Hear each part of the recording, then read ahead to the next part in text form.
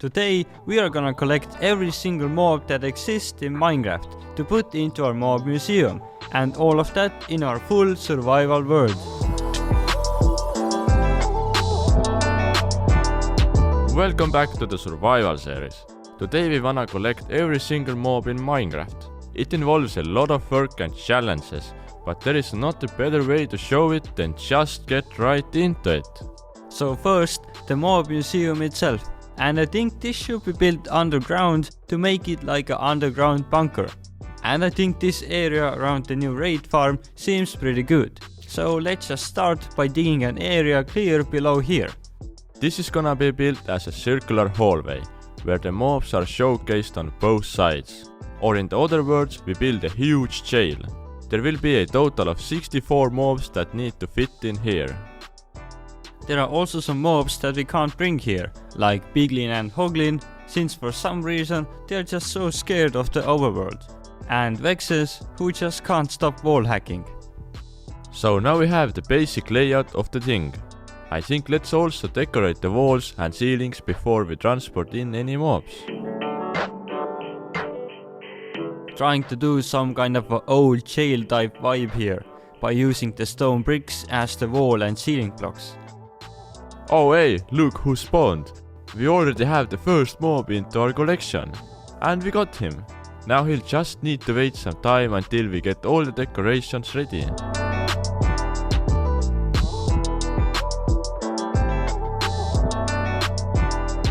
Let's add some lines to the floor as well.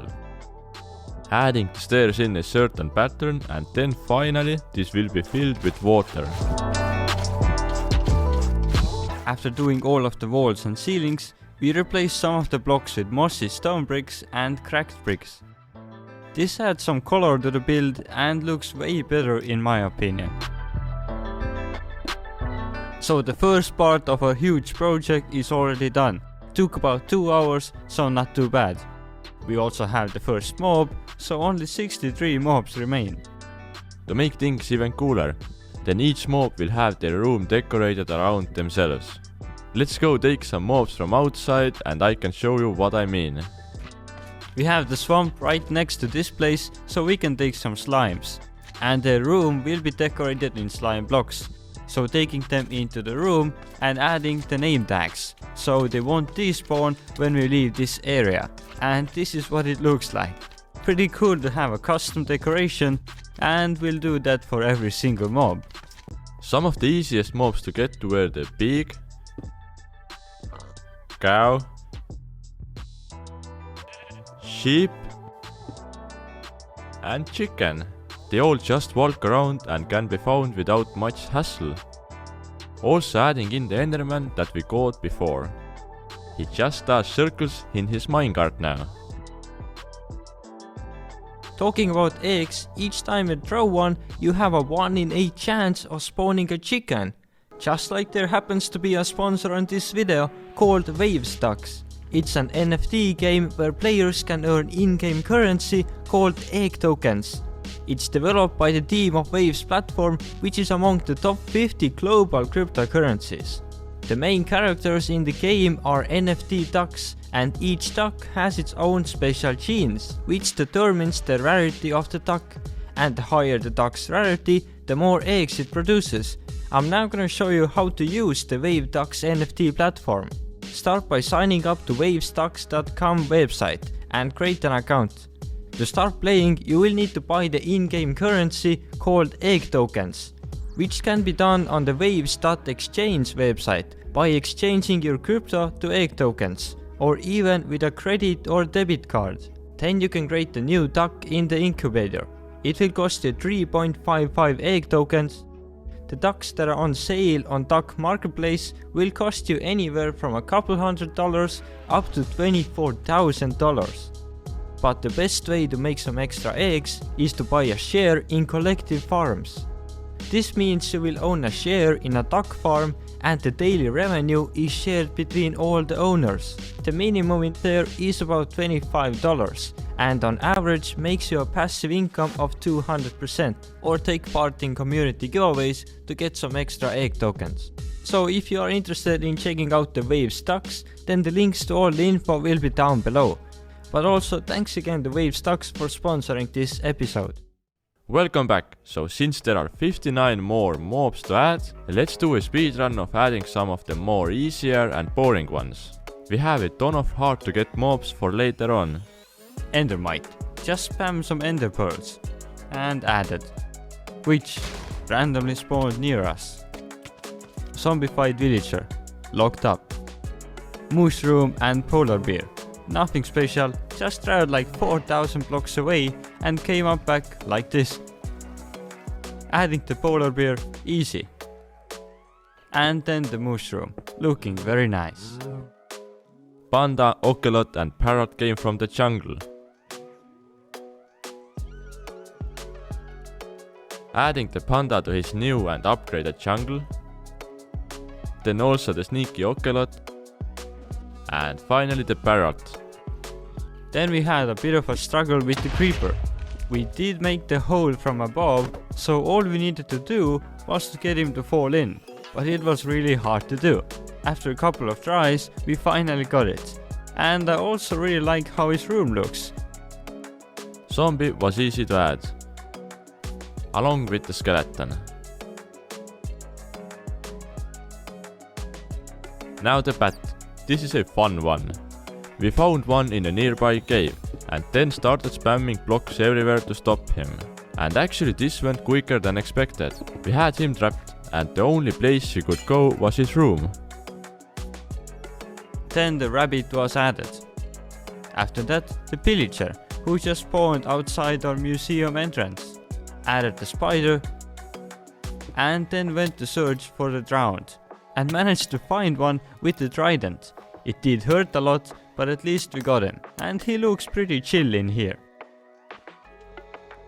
Now some mobs from our home, which was the skeleton horse, cat and dog.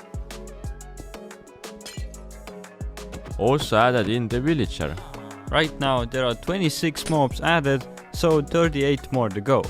And it has taken us about 4 hours so far. Continuing on with adding the husk. Cool! Then we went to the nether, first taking home the strider, which was probably the easiest one. I finally got to sit somewhere warm. It was so cold the whole way. Going to the nearest nether fortress and we got ourselves the wither skeleton. I really like this mob since he is so tall and strong looking. Next up was the magma cube. He just followed us all the way down. Easy. Then came the blaze. This was just annoying, since whatever you do, he just keeps on shooting flames. Had to swap the driver of the boat pretty often, but for example, the goddess Nuit, this one, but she's definitely an angel. I mean, just look at that part. I have to admit, this one definitely makes me blush. But then he was in. Hoglin came from our Hoglin farm, and he was in... Soglin. The zombified piglin came to the overworld by himself, so that was easy. And the final thing from the nether is the cast. After making a small spawn platform on the nether roof, we got him to spawn and pushed into the minecart. Then just made a way back to our museum, but we kinda failed at the first try. He died after coming through. Making the portal bigger fixed the issue, and we got in the cast without much destruction. Just look at him sitting here. How funny is that? Next were the iron golem, snow golem, bee, horse and donkey. Then breeding the horse and donkey to get the mule. How cute! And then the wandering trade. Wait, what? How did he get here already? I guess I'll just lock him up then. Trader llama was also... yeah, he was in. Then I brought the normal llama and the sneaky fox.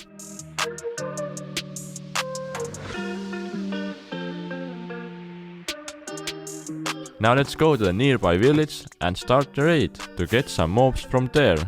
First, let's get the Evoker and the Vindicator.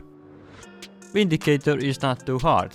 Just run away from him and he'll follow you until the destination. But the Evoker on the other hand, this guy has the Vexes spawning everywhere and you barely get to move any distance before running low on health. After just a couple of deaths, we made it and got him into the right place. As the final thing, we got the Ravager. For him, we just ran in front and made a big hole where he can drop into.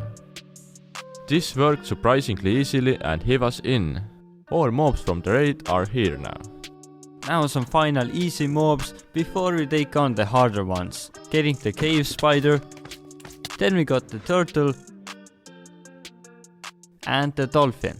Both of these are easy to get by using a lead. Squid and glow squid just required some rails and they were in.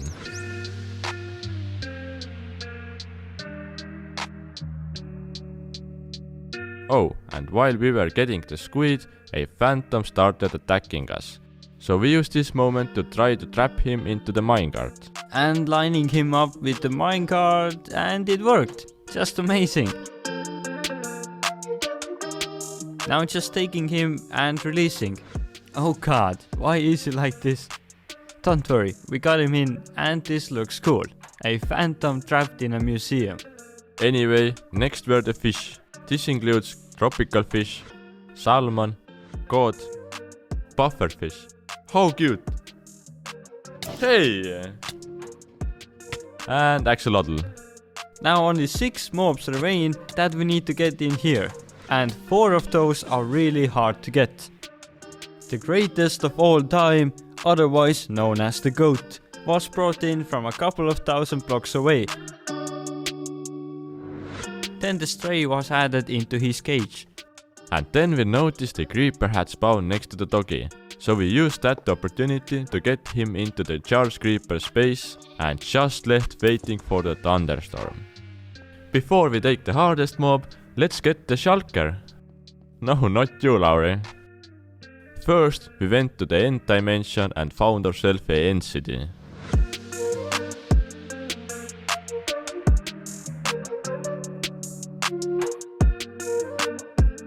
Push him again through the exit portal and he made it to the world spawn.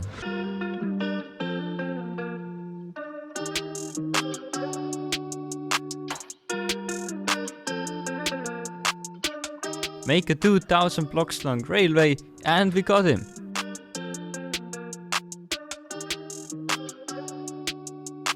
And now taking our stuff and going to the ocean monument. The guardian was pretty easy. Just slide him into the minecart and off he goes. Through the nether and into our museum.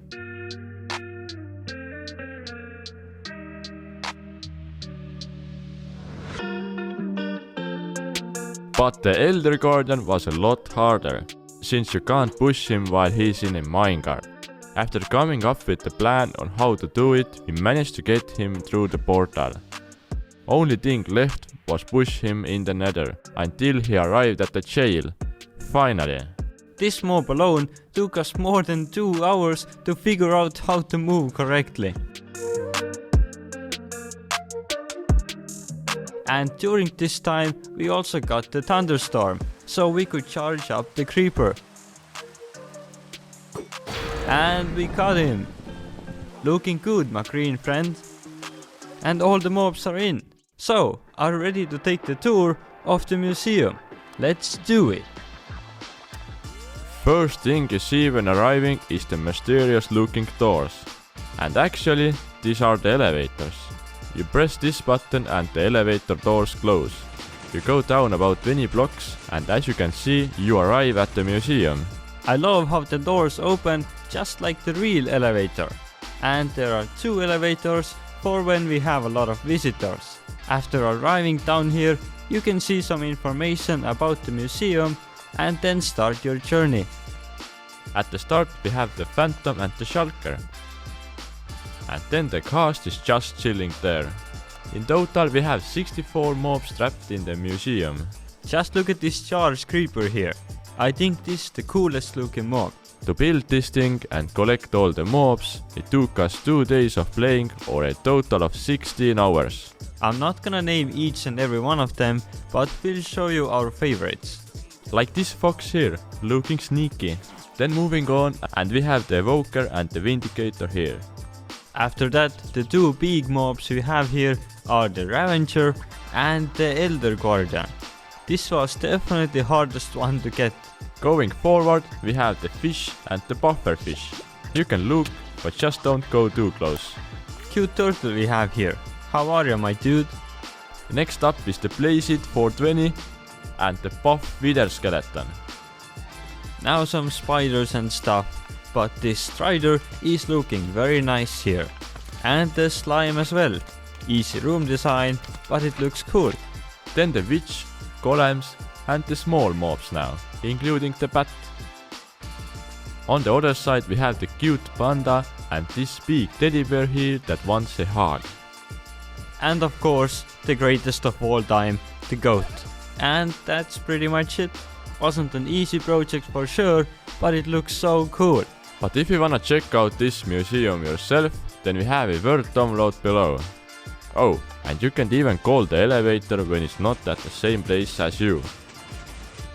Anyway, thanks for watching and until the next video. See ya!